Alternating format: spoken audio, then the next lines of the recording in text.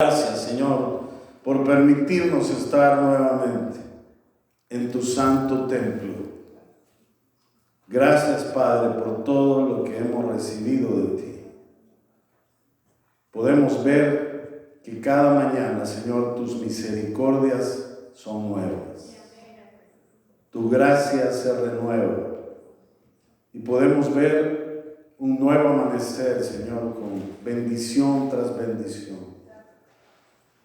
Oramos, Padre Celestial, para que podamos tener, Señor, un mes lleno de amor, de comunicación, de esperanza, de paz, de tranquilidad, de fe, sobre todas las cosas.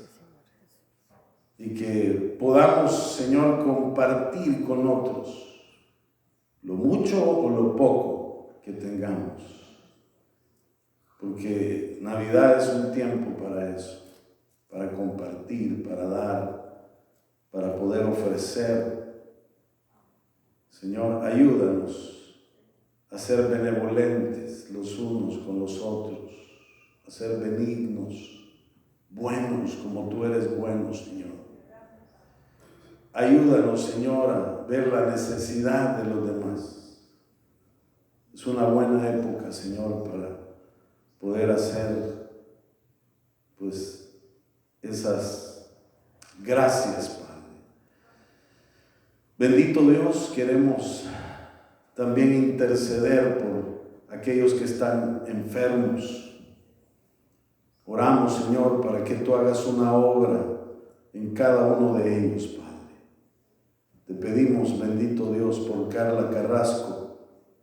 Oramos, Padre Celestial, por la familia Tapia, para que tú le des el consuelo por la pérdida de Enriqueta Tapia.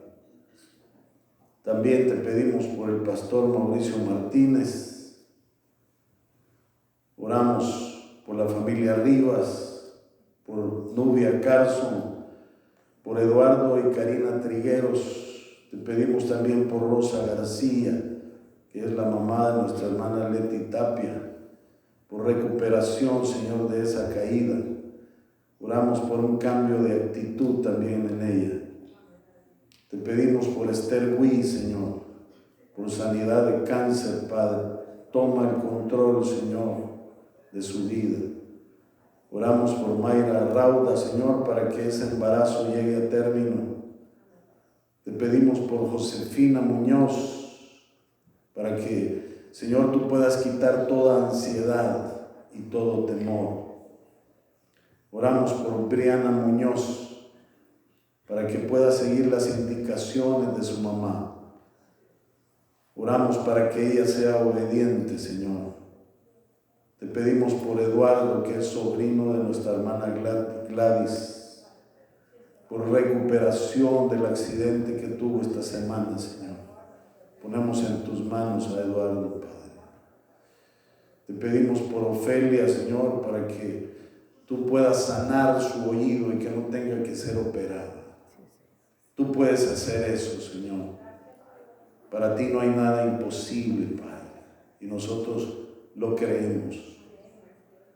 Padre Celestial, estamos en tus manos a esta hora. Te pedimos, Señor, que tomes el control de cada uno de nuestros corazones. Señor, que no nos desviemos, que podamos estar pendientes de cada palabra que tú puedas expresar hoy. Que no nos perdamos ese mensaje, Señor, que penetre en nuestra mente y corazón y que podamos asimilarlo, Señor, y salir bendecidos de este lugar. Te lo pedimos todo, Señor, en el nombre de Cristo Jesús. Amén y amén. Gloria a Dios. Vamos a pasar a la palabra, hermanos. Les pido que busquen, por favor, Isaías capítulo 9, del versículo 1 al 7, vamos a leer. Sean todos bienvenidos en el nombre de Cristo Jesús. Me da gusto verlos a todos.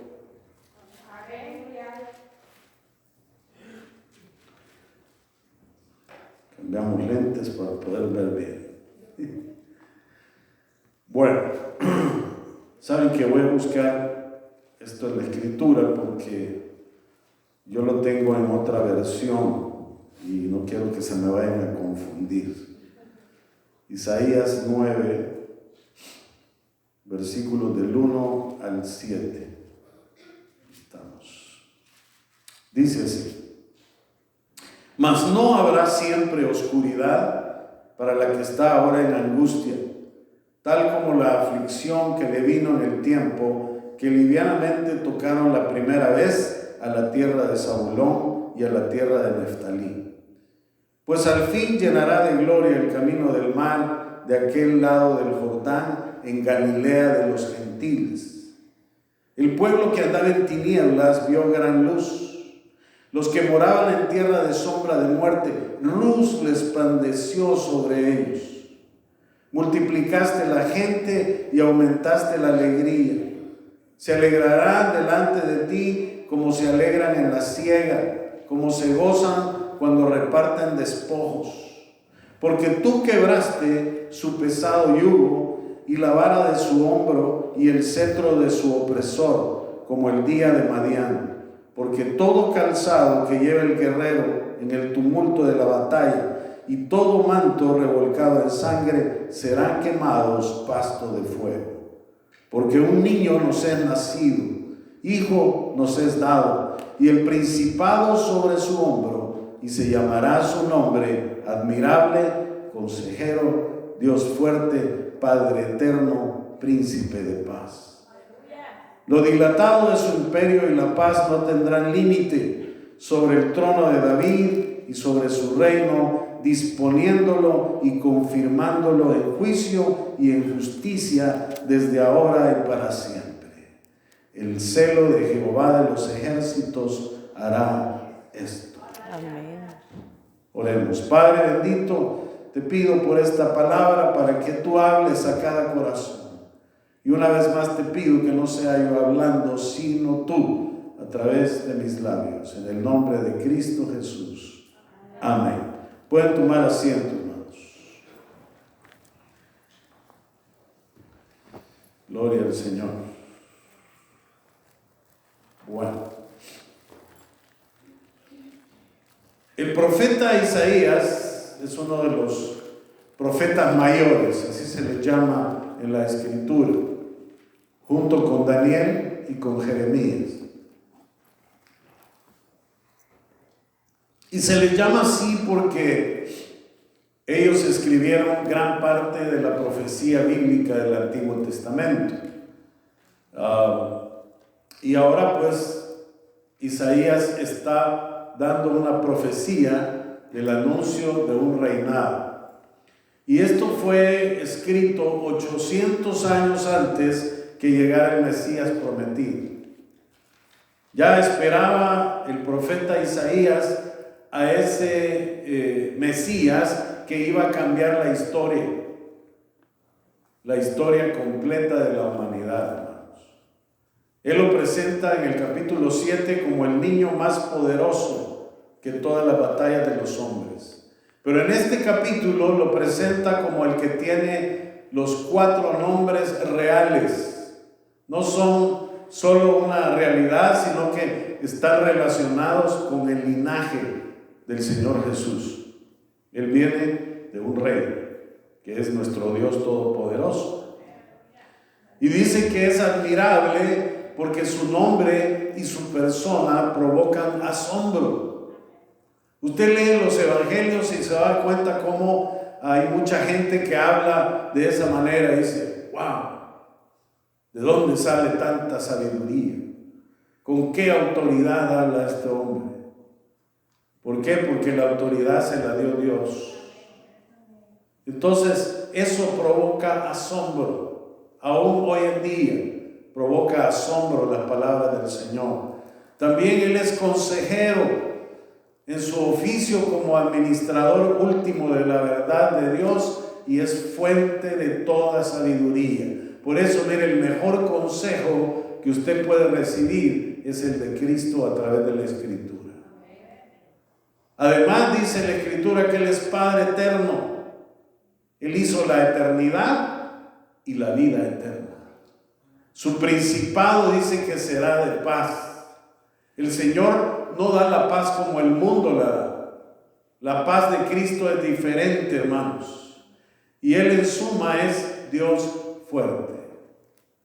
Isaías, en este momento que escribió esta profecía, a lo mejor no sabía el significado de todo eso.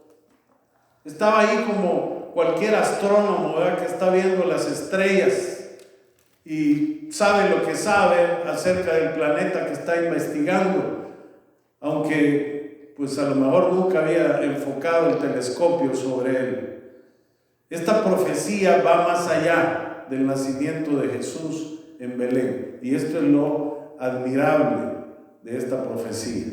Isaías, a lo mejor sin saberlo, está viendo también el gobierno de Jesús y lo está pues dando a conocer al mundo. Además, ese gobierno, mis queridos hermanos, se va a establecer en la segunda venida de Cristo. Entonces, imagínense, habla del nacimiento y luego se va hasta la segunda venida. Y esto es algo que se va a cumplir a cabalidad, hermanos. Así Isaías sabía de su venida. Ahora, ¿qué bendiciones iba a traer el Señor? Desde un principio, Cristo mostró que Él traía bendición tras bendición para su pueblo, ¿verdad? Aunque su pueblo no le conoció, le rechazaron. Entonces ahí fuimos insertados nosotros. ¿No le da gusto eso? Amén. El versículo 1 nos da la primera cosa que el Señor ha hecho por nosotros. Se lo voy a leer aquí. También tengo otra versión, no quiero que se equivoque. Dice: mas no habrá siempre oscuridad para la que está ahora en angustia, tal como la aflicción que le vino en el tiempo que livianamente tocaron la primera vez a la tierra de Zabulón y a la tierra de Neftalí. Pues al fin llenará de gloria el camino del mar de aquel lado del Jordán, en Galilea de los gentiles. A lo mejor hay un juego de palabras ahí que tal vez es un poco difícil entender, pero lo que quiere decir este versículo es que el Señor va a venir a alumbrar la oscuridad. Las tribus de Zabulón y Neftalí que mencionan ahí estaban localizadas en la tierra de Galilea, que era muy al norte de Jerusalén, que era la capital del reino de Israel. Y en Jerusalén también estaba el templo de Dios. No había otro templo. Entonces todos los judíos que vivían allá en ese lado de Galilea tenían que viajar para poder adorar al Señor hasta el templo. Y muchas veces tenían que viajar por 7, 9, 10 días. Y entonces para algunos era difícil por la edad, porque no tenían recursos, porque probablemente su único medio de transporte era un burro o un caballo o un camello. Imagínense ir en un camello 120, 140 kilómetros. Imagínense cómo sería eso. Sería tremendo, ¿no es cierto? Entonces había mucha gente que no podía ir a adorar. Como consecuencia de esto, y lo estuve hablando yo el viernes en el mensaje que vimos, como consecuencia de todo esto, las tribus que estaban más alejadas de Jerusalén eran las que estaban más alejadas de Dios también. Y eso es lo que nos pasa a nosotros. Cuando dejamos de ir al templo, nos enfriamos. Y no solamente nos enfriamos, nos empezamos a alejar de Dios. Y empezamos a ver cosas del mundo que nos atraen. Porque el mundo es atractivo, hermanos. Si estamos con Dios, pues rechazamos todo eso. Pero a medida que nos alejamos de Dios, el diablo nos atrae. y nos lleva con Él. Entonces, eso es lo que está pasando y lo que está narrando el versículo 1. Son todas las tribus que están allá, lejos. ¿Qué había entonces en esa parte? Había oscuridad, había tinieblas. Si bien es cierto, habían judíos, también habían gentiles en toda esa parte. Entonces el Señor va a traer esperanza a la gente que no tiene esperanza. Es lo que está tratando de decir ahí. Va a venir a la oscuridad, a lo remoto, al rechazo para transformarlo en luz, accesibilidad y aceptación. Para Isaías esas tribus representaban todo lo oscuro, todo lo peligroso, lo degradado, lo remoto y lo marginal. Zabulón y Neftalí. Entonces, siempre la lejanía a las cosas de Dios nos empuja a todo lo que se refiere a oscuridad. Y esto siempre va a pasar, no importa la época. No solamente pasó en la época del Señor Jesús, sigue pasando hoy en día. Amén. En la generación de Isaías, este lugar que se menciona ahí, Galilea, era el último lugar de la tierra para esperar un acontecimiento más significativo para la humanidad. ¿Sabe por qué? Porque el Señor Jesús nació en Belén, que prácticamente está en Galilea.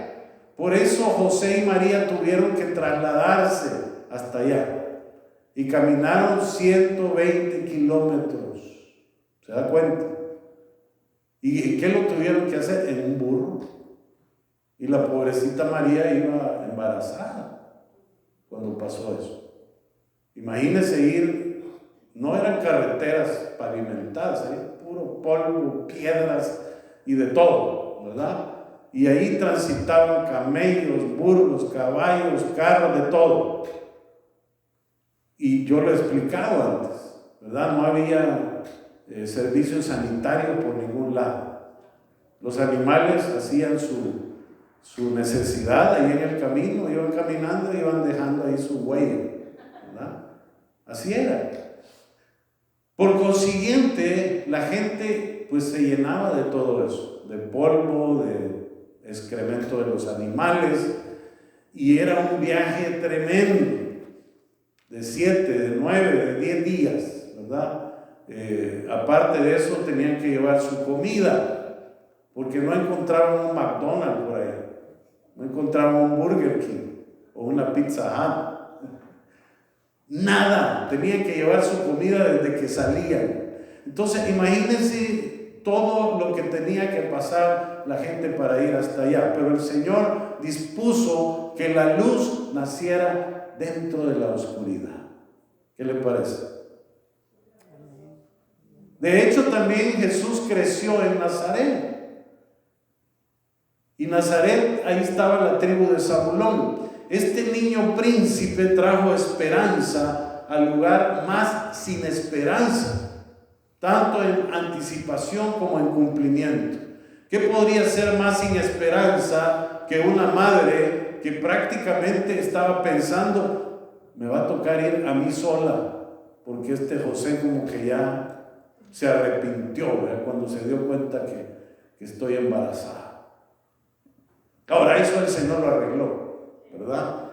Pero imagínense, desde ahí ya hay sin esperanza, una adolescente cargada con un niño y alejada de su familia. La congregación que estuvo en el nacimiento del Señor no eran los religiosos de la época. Algunos hubieran pensado, ahí van a estar todos los sacerdotes esperando el nacimiento del Hijo de Dios. ¿Sabe quiénes estuvieron ahí? Las vacas, los bueyes, las ovejas, los caballos, todo lo que había allá alrededor, y los pastores. Los pastores han sido relegados al último puesto del estrato social de los judíos. ¿Sabe por qué no los quieren? Porque ellos hacen su trabajo 24/7. Y ellos no pueden ir al templo, y por eso los judíos los miran de menos. pero ellos estuvieron ahí en el nacimiento del Señor. Mire qué lindo es, mire cómo Dios obra, mire cómo el Señor va a los que no tienen esperanza.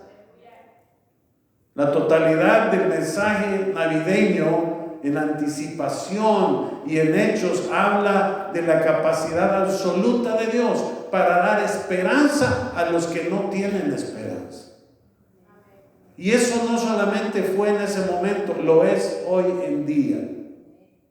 Yo sé que estamos pasando por momentos difíciles. ¿Por qué? Ahí viene Trump. ¿Ya? Se asoma. El 20 de enero él dice que va a decir un montón de cosas, todas las resoluciones que trae, y eso crea incertidumbre, mis queridos hermanos. Hay desesperanza en los corazones de muchos.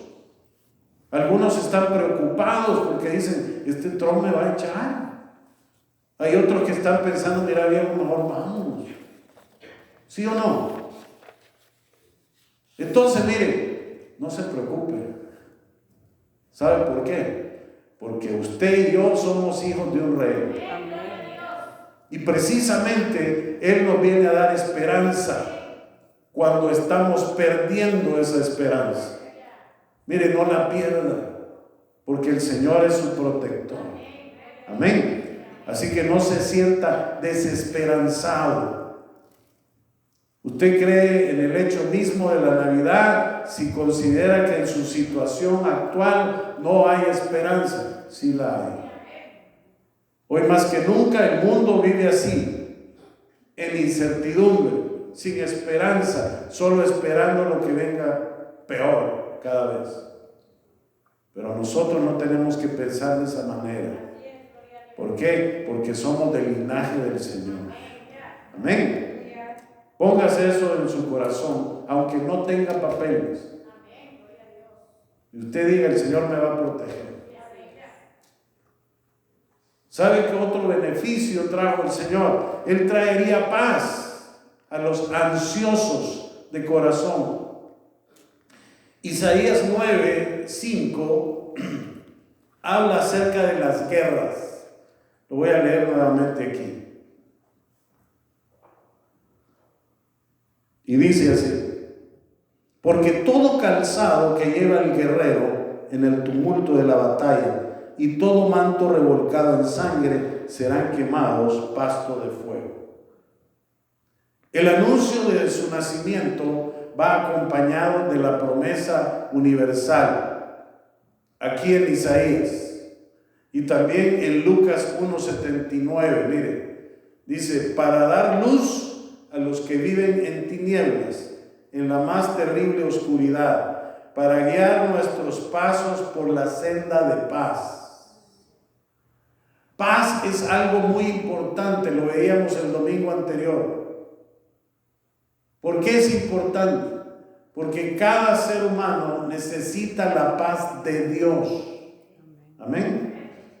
Y la paz de Dios, ¿quién se la da? Se la da Jesucristo, ¿verdad? Y cuando usted tiene paz, esa paz de Dios, ahora usted va a tener paz con Dios. Amén. Y cuando tiene esa paz con Dios, también va a tener paz con los demás. Es una cadenita. Paz espiritual, paz emocional y paz relacional. Es lo que hablamos el domingo anterior. Entonces, desde el primer anuncio de este niño contiene esa esperanza de paz. Su venida va a acabar con la necesidad de la guerra. Por eso el profeta Isaías se mueve hacia adelante. No solo ve el nacimiento, sino está relatando lo que va a pasar en su segunda venida. El propósito de Dios para la venida de este niño es traer esa paz que sobrepasa todo entendimiento. Y lo ha hecho por ya más de 2000 años. Primero, miren, aquí en los corazones. Usted tiene a Cristo ahí, en su corazón. El Espíritu Santo mora en usted. Y esa paz, mire, un día va a ser una paz mundial. Algunos anhelan eso. Hay mucha gente del mundo que anhela la paz mundial, pero no están en paz con Dios. Entonces, para tener esa paz mundial, primero hay que estar en paz con Dios. Entonces, su venida va a acabar con el ruido de la guerra, porque los ángeles cantan de algo mejor. Si los hombres en tinieblas pueden escuchar. Ahora, esto es algo muy triste hasta cierto punto, porque si usted revisa la escritura en Apocalipsis, se va a dar cuenta que a pesar de todos los juicios que la tierra va a enfrentar, la gente no se arrepiente y no piden perdón. Es triste eso, ¿verdad? Pero cuando Cristo venga, va a acabar con los instrumentos de guerra, porque estos serán quemados, así como dice el versículo 5, serán pasto de fuego. Además, ese niño que fue mecido en una cuna está viendo esa quema de los instrumentos de guerra. Serán pasto de fuego. La venida de Jesús significa esa destrucción, ese rechazo de los pertrechos de guerra. Mientras el mundo los exhibe en desfiles y los coloca en museos, Isaías dice, serán para quemar, pasto para el fuego. Usted se ha dado cuenta cómo las dictaduras quieren mostrar, ¿verdad?, todo su poderío militar. Y salen marchando los ejércitos y salen con todos los tanques y los camiones y las bombas exhibiéndolas, como que si fuera algo muy bonito, ¿verdad? La guerra no es nada bonita, hermanos. Mire, ahora se está viviendo en el Medio Oriente un tiempo muy difícil. Usted se da cuenta de lo que está pasando en Rusia y Ucrania. Es terrible lo que están viviendo esos pueblos. ¿Cuánta gente ha fallecido en medio de esa guerra que ya tiene como 3 años? Y no se acaba. ¿Por qué? Porque cuando digan paz y seguridad es cuando Cristo va a venir por segunda vez. Y Dios nos promete que un día se van a acabar las guerras sobre la faz de la tierra, porque el príncipe de paz va a reinar. ¿Qué le parece eso? Y el tercer beneficio es que Él va a traer gobierno para lo que es ingobernable. Isaías 9:6. Este sí se lo voy a leer de otra versión. Dice, porque nos ha nacido un niño, se nos ha concedido un hijo.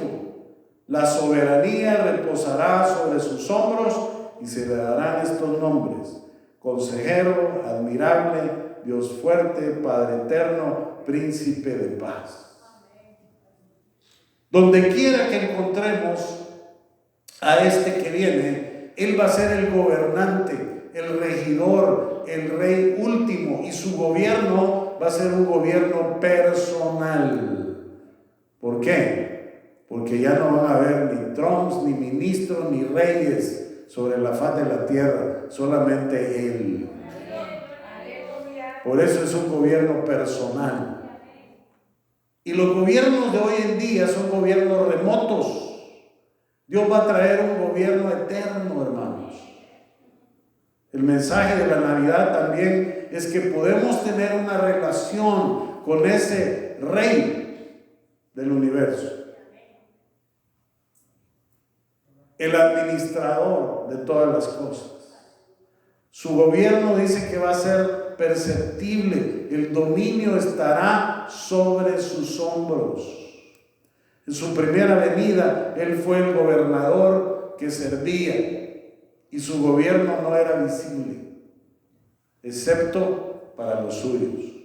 Pero en su segunda venida, Él será el siervo que va a gobernar y todos van a saber que el dominio está sobre su hombro. Las cosas van a cambiar considerablemente. Por eso cuando en Apocalipsis Juan mira al Señor, ya no lo ve como la primera vez que él reposaba en su hombro y que le decía al Señor: tú eres el discípulo amado. Ahora lo ve en toda su majestad, como rey. Mire, Juan ya no lo conocía ahí en el cielo. Usted mira el relato de Apocalipsis y mire, un Señor todopoderoso, ¿verdad? Que fuego sale de sus ojos. Sus pies dice que son como bronce bruñido. Y hay un reflejo de luz que la gente no puede estar enfrente de él. Entonces se da cuenta, hay un cambio tremendo. ¿Por qué? Porque ahora ya no viene como siervo, ahora viene como rey. Y su gobierno será perpetuo. ¿Por qué? Porque no tendrá fin. Todo gobierno de hombres finaliza en tiempo y espacio. Trump se va a ir dentro de 5 años, ¿verdad? ¿O son 4? 4, ay, ya le quitamos un montón. Se va a ir en 4 años. ¿Ah? No se aflijan, hombre. Ya hemos soportado 20, 25 años aquí. Pero el gobierno del Señor Jesucristo va a ser por toda la eternidad. Y va a tener propósito, porque Él va a juzgar con derecho y con justicia. Yo creo que eso es algo que a nosotros nos hace falta en el mundo, porque hay mucho privilegio. Los gobernantes no gobiernan con justicia. Gobiernan para un grupo nada más, ¿verdad? Estos tienen privilegio, estos no. ¿Verdad? Y esa es la mayoría, hermano. Ahí estamos metidos todos, ¿verdad? Sin embargo, cuando el gobierno esté a cargo del Señor Jesucristo, va a haber equidad. Y sabe una cosa importante, es lo que dice el versículo 7. Se lo voy a leer de la Biblia. Y me gusta lo que dice. Al final del versículo 7, el celo de Jehová de los ejércitos hará esto. Óigame, esa es la firma del Señor Jesús. Ahí está firmando Dios, mire. Todo esto se va a cumplir porque yo lo digo. ¿Qué le parece eso? El celo de Jehová es el gran respeto de Dios por su propio nombre, que va a cuidar de esta promesa inaugurada en su primera venida y que se va a consumir en su segunda venida. Eso es tan cierto como lo es Dios y se va a cumplir en el tiempo de Dios. Así que mire, mi consejo es: no se preocupe. ¿Tiene temor? Deseche el temor. Y usted diga: el Señor va a pelear mi batalla. Amén. Y Él va a pelear por usted. Déjenle esa carga al Señor. Usted no puede con ella, pero Él sí. Amén. Vamos a orar. Padre bendito, te damos las gracias por este tiempo que nos ha permitido escuchar de ti, Señor, escuchar tu palabra. Gracias, Padre, por todo lo que nos das y por todo lo que nos aconsejas. Señor, gracias por exhortarnos a no tener temor, a sacar de nosotros toda preocupación, a poner nuestra esperanza en ti, Señor, porque tú eres el que nos va a sacar adelante de todas las cosas, no importa cuán difíciles sean. Oramos, Señor, para que estas promesas se queden en nuestra mente y corazón y podamos en el momento apropiado, Señor, clamar a ti y clamar a esa promesa. Gracias, Padre Celestial, porque en una época como esta, tú mandaste a tu Hijo a nacer de mujer y que fuera, Señor, el Rey de los cielos. Gracias, bendito Dios, en Cristo Jesús. Amén. Gloria a Dios. Adelante.